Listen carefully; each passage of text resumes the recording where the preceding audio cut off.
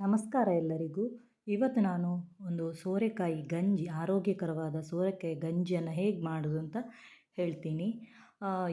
ಎರಡು ಲೋಟದಷ್ಟು ಬೆಳ್ತಿಗೆ ಅಕ್ಕಿ ಹಾಗೂ 1 ಸ್ಪೂನ್ ಅದಕ್ಕೆ ಮೆಂತ್ಯ ಕಾಳು ಹಾಕಿ ಚೆನ್ನಾಗಿ ತೊಳೆದ್ಬಿಟ್ಟು ಒಂದು 10 ನಿಮಿಷ ನೀರಲ್ಲಿ ನೆನೆಸಿಟ್ಟಿದ್ದೀನಿ. ಹಾಗೂ ಸೋರೆಕಾಯಿಯನ್ನು ಸಿಪ್ಪೆ ತೆಗೆದು ಕಟ್ ಮಾಡಿಟ್ಟಿದ್ದೀನಿ.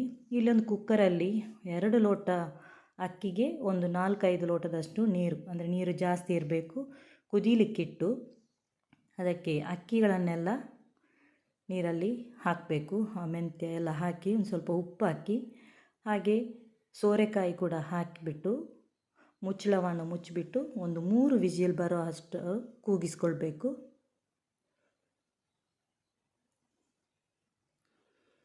ಸೋರೆಕಾಯಿ ತುಂಬ ಆರೋಗ್ಯಕ್ಕೆ ಒಳ್ಳೆಯದು. ಆಯಾಸಕ್ಕೆ ಮತ್ತು ಶುಗರ್ ಇರೋರಿಗೆ, ಮೈಕೈ ನೋವು, ಇದರಲ್ಲಿ ಒಳ್ಳೆ ವಿಟಮಿನ್ಸ್, ಮಿನರಲ್ಸ್ ಎಲ್ಲ ಇರೋದ್ರಿಂದ ತುಂಬಾ ಆರೋಗ್ಯಕ್ಕೆ ತುಂಬ ಒಳ್ಳೆಯದು. ಇದನ್ನು ನಾನು 3 ವಿಜಿಲಷ್ಟು ಕೂಗಿಸ್ತೀನಿ. ಹಾಗೆ ಗ್ಯಾಸನ್ನು ಕೂಡ ಹೇಗೆ ಉಳಿತಾಯ ಮಾಡೋದು ಅಂತ ಇದರಲ್ಲಿ ಹೇಳ್ತೀನಿ. ನಾವು ಫ್ಲೇಮನ್ನು ಜಾಸ್ತಿ ಇಡಬಾರ್ದು, ಅಂದರೆ ಪಾತ್ರೆಯ ಹೊರಗಡೆ ಬರುವಷ್ಟು ಫ್ಲೇಮ್ ಇಡಬಾರ್ದು. ಸ್ವಲ್ಪ ಮೆಲ್ಲಗೆ ಮಾಡಿ ಫ್ಲೇಮನ್ನು ಹಚ್ಚಬೇಕು. ಯಾವುದೇ ಪಾತ್ರೆ ಅದು, ಇವಾಗ ಸಣ್ಣ ಪಾತ್ರೆ ಇದ್ದರೆ ಅದರ ಹೊರಗಡೆ ಬೆಂಕಿ ಕಾಣುವಷ್ಟು ಫ್ಲೇಮನ್ನು ಜಾಸ್ತಿ ಮಾಡಬಾರ್ದು, ಸಣ್ಣಗೆ. ಏನಾದರೂ ಅರ್ಜೆಂಟ್ ಏನಾದರೂ ಇದ್ದರೂ ಕೂಡ ಒಂದು ಸ್ವಲ್ಪ ಫ್ಲೇಮ್ ಜಾಸ್ತಿ ಮಾಡಿ, ಮೇಲಿಂದ ನೋಡುವಾಗ ಸೈಡಲ್ಲಿ ಯಾವುದೇ ರೀತಿಯ ಬೆಂಕಿ ಕಾಣಿಸ್ಕೊಳ್ಬಾರ್ದು. ಹಾಗೆ ಗ್ಯಾಸನ್ನು ಉಳಿತಾಯ ಮಾಡ್ತೀನಿ. ಇವಾಗ ಒಂದು ಮಿಕ್ಸಿ ಜಾರ್ಗೆ ಅರ್ಧ ಟೀ ಸ್ಪೂನಷ್ಟು ಜೀರಿಗೆ ಹಾಗೂ 2 ಹಿಡಿಯಷ್ಟು ತೆಂಗಿನಕಾಯಿ ತುರಿಯನ್ನು ಹಾಕಿ, 2 ಹಿಡಿಯಷ್ಟು ತೆಂಗಿನಕಾಯಿ ತುರಿಯನ್ನು ಹಾಕಿಬಿಟ್ಟು ಇದನ್ನು ಸ್ವಲ್ಪ ನೀರು ಹಾಕಿಬಿಟ್ಟು ಫೈನಾಗಿ ಪೇಸ್ಟ್ ಮಾಡಬೇಕು. ಈ ರೀತಿಯಾಗಿ ಫೈನಾಗಿ ಪೇಸ್ಟ್ ಆಗಬೇಕು. ಒಂದು ಸ್ವಲ್ಪ ತರಿತರಿ ಇದ್ದರೂ ಪರವಾಗಿಲ್ಲ. ಸೋರೆಕಾಯಿ ಪೀಸ್ ಹಾಕೋದು ಇಷ್ಟ ಇಲ್ಲದೆ ಇರೋರು ಸ್ವಲ್ಪ ತರಿತರಿಯಾಗಿ ಮಿಕ್ಸಿಯಲ್ಲಿ ರುಬ್ಬಿ ಕೂಡ ಹಾಕ್ಬೋದು. ಆ ಪೇಸ್ಟನ್ನು ಇವಾಗ ತೆಂಗಿನಕಾಯಿ ಹಾಗೂ ಜೀರಿಗೆ ಪೇಸ್ಟನ್ನು ನಾನು ಇದಕ್ಕೆ ಹಾಕಿ ಮಿಕ್ಸ್ ಮಾಡ್ತೀನಿ. ಗಂಜಿಯಲ್ಲಿ ಸರಿಯಾಗಿ ಮಿಕ್ಸ್ ಆಗಬೇಕು. ಹಾಗೂ ಇಷ್ಟು ಮಂದವಾಗಿ ಗಂಜಿ ಇಷ್ಟ ಇಲ್ಲದೆ ಇರೋರು ಸ್ವಲ್ಪ ನೀರು ಥರ ಇರಬೇಕು. ನಮಗೆ ನೀರು ಥರ ಅಂದರೆ ತುಂಬ ಇಷ್ಟ.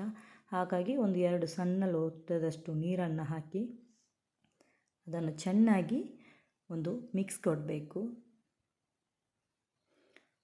ಇವಾಗಿನ ಜನ್ರೇಷನಲ್ಲಿ ಈ ರೀತಿಯ ಗಂಜಿ ಯಾರೂ ಕುಡಿಯೋದೆಲ್ಲ ಕಡಿಮೆ. ಹಾಗಾಗಿ ನಾವು ಒಂದು ಆರೋಗ್ಯಕರವಾದ ಈ ಥರ ಗಂಜಿ ಮಾಡಿಬಿಟ್ಟು ಮಕ್ಕಳಿಗೂ ಕೊಟ್ಟರೆ, ವಯಸ್ಸಾದವರಿಗೂ, ಒಂದು ಮಿಡ್ಲ್ ಏಜವರು 30ರ ನಂತರ ಅಂತೂ ಒಂದು ವಾರಕ್ಕೆ 1 ಸಲನಾದರೂ ಈ ಗಂಜಿನ ಮಾಡಿ ಕುಡಿದರೆ ತುಂಬಾ ಆರೋಗ್ಯಕ್ಕೆ ಒಳ್ಳೆಯದು. ತಂಪು ಕೂಡ ತುಂಬ ಒಳ್ಳೆ ತಂಪಾಗಿದೆ ಇದು.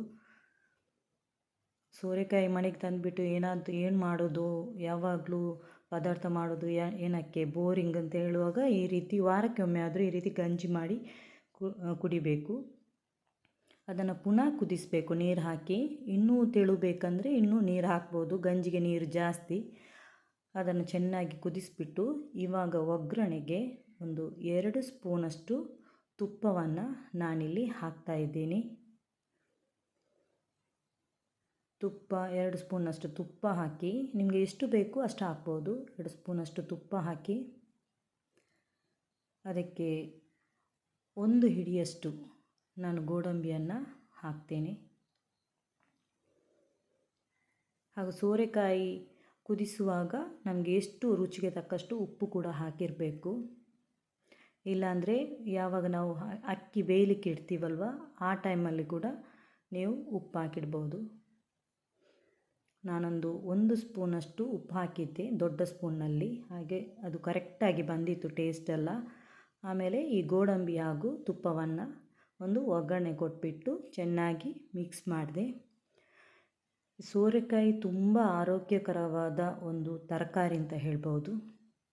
ಅಂದರೆ ಶುಗರ್, ಕ್ಯಾನ್ಸರನ್ನು ತಡೆಗಟ್ಟುವುದು, ಈ ರೀತಿ ತುಂಬಾ ಬೆನಿಫಿಟ್ಸ್ ಇದೆ. ಅದರಲ್ಲಿರುವ ಫೈಬರ್ ಜೀರ್ಣಕ್ರಿಯೆಗೆ ಕೂಡ ಸಹಾಯ ಆಗುತ್ತೆ.